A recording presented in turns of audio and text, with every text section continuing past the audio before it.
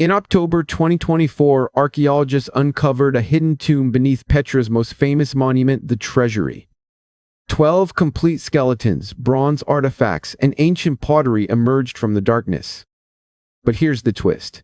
The discovery has sparked a fierce debate. Was this truly groundbreaking, or have experts been here before? Let's uncover the truth. In August 2024, Dr. Piers Paul Kreisman's team excavated beneath the Treasury using ground-penetrating radar technology. They discovered a sealed tomb containing 12 human skeletons, the largest grouping of complete burials ever found at Petra. The burial goods included bronze vessels, ceramic pottery, and iron artifacts, all suggesting these were high-status individuals. One skeleton was even clutching a ceramic jug that resembled the Holy Grail from Indiana Jones. Dr. Piers Paul Kreisman from the American Center of Research, ACOR, spearheaded the excavation with funding and support from the Jordanian Department of Antiquities and the University of St. Andrews. Using ground-penetrating radar technology that had never revealed such clear underground voids before, the team identified the chamber's location. Josh Gates, host of Discovery Channel's Expedition Unknown, joined the dig and called it extraordinarily rare. The team claims nothing of this magnitude has been discovered at Petra in over 200 years of exploration. Dr. Suleiman Al-Farajat, a Jordanian archaeologist, challenged the groundbreaking narrative hard. He claims the same tomb was already discovered by the Petra Archaeological Reserve Team between 2003 and 2005. According to Al-Farajat, the skeletons and artifacts were documented and catalogued at the Petra Archaeological Museum decades before Kreisman's 2024 excavation. This raises a critical question. Did the American team rediscover something already known, or uncover a genuinely new chamber? The breakthrough tool was ground-penetrating radar, GPR, an electromagnetic technology that sends pulses into the earth to map subsurface features.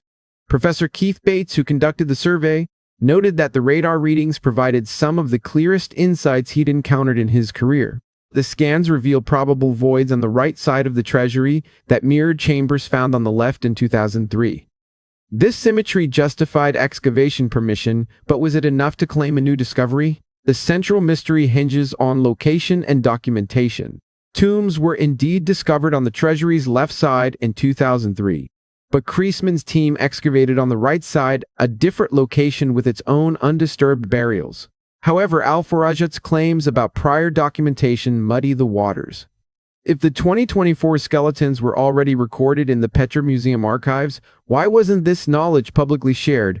Were there institutional or political reasons for silence? The ceramic and bronze artifacts within the tomb date to approximately the 1st century BC, placing the burials during the Nabatean kingdom's height. One skeleton clutched a ceramic jug that, while resembling the Indiana Jones Holy Grail, is actually a common funerary vessel from that era.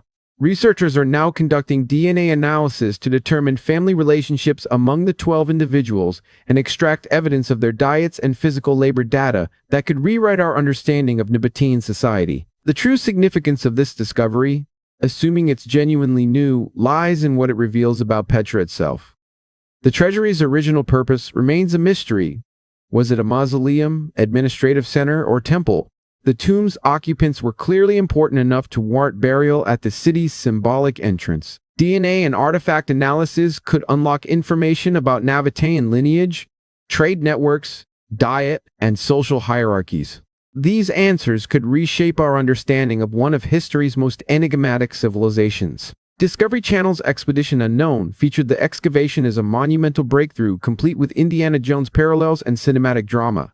Global media outlets amplified the narrative of a stunning find. However, academic circles tell a different story.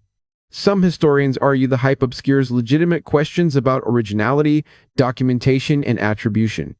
Dr. Artnet News noted that various archaeologists claim a groundbreaking discovery isn't as groundbreaking as the media made it out to be. Dr. Al-Farajat raised a critical cultural point. Discoveries at Petra, especially headline-grabbing ones, risk becoming dominated by international narratives and foreign institutions.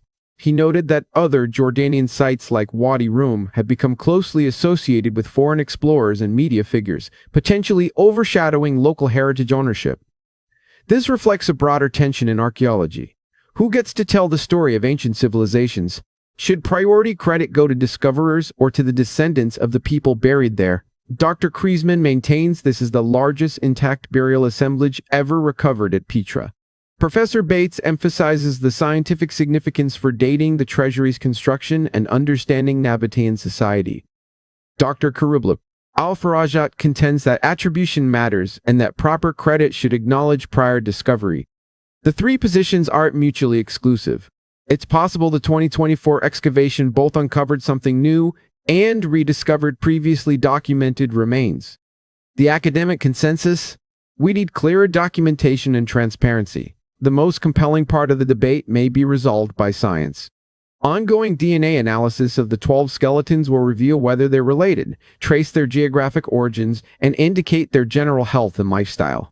Isotope analysis of teeth will show their diet, while bone structure will suggest whether they engaged in physical labor or held administrative roles. These objective findings could finally settle whether this tomb's occupants were royalty, merchants, or soldiers and potentially confirm or refute theories about Petra's social hierarchy. The most likely scenario? Both sides contain truth.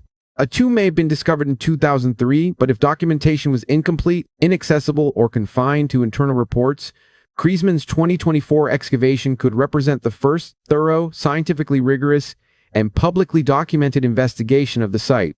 The real story isn't binary, it's nuanced. Poor institutional record-keeping, evolving technology, and the natural evolution of archaeology over 2 decades all played roles. The real victory comes when the full scientific analysis is published and subjected to peer review. Researchers believe the Treasury's underground network extends far beyond what's been discovered. The symmetry of chambers on both sides suggests additional hidden rooms. Future ground-penetrating radar surveys will likely reveal more tombs, storage areas, and ceremonial spaces. However, international collaboration and transparent documentation will be crucial. If Western-led teams dominate future excavations without genuine partnership with Jordanian archaeologists, the controversy will only intensify. Petra's future depends on shared discovery, not disputed narratives. The Petra debate teaches us something crucial. Discoveries don't speak for themselves. How we document, credit, and communicate archaeological findings shapes global understanding of ancient history. A tomb can be simultaneously rediscovered and newly excavated. Media hype can coexist with legitimate scientific value. What matters is transparency, clear documentation, honest attribution, and genuine collaboration between international teams and local communities. The real story of Petra isn't just about 12 skeletons. It's about how we, in the present, choose to honor the past. After all the evidence, expert testimony, and scientific analysis, the Petra Treasury controversy remains delightfully unresolved for now. The DNA results will eventually provide definitive answers. Until then, archaeologists, historians, and enthusiasts worldwide are engaging in exactly what makes discovery meaningful: questioning, debating, and demanding accuracy. Do you think Kriesman's team made a genuine breakthrough? Or is Al-Farajat correct that this is a rediscovery oversold by media? What would change your mind?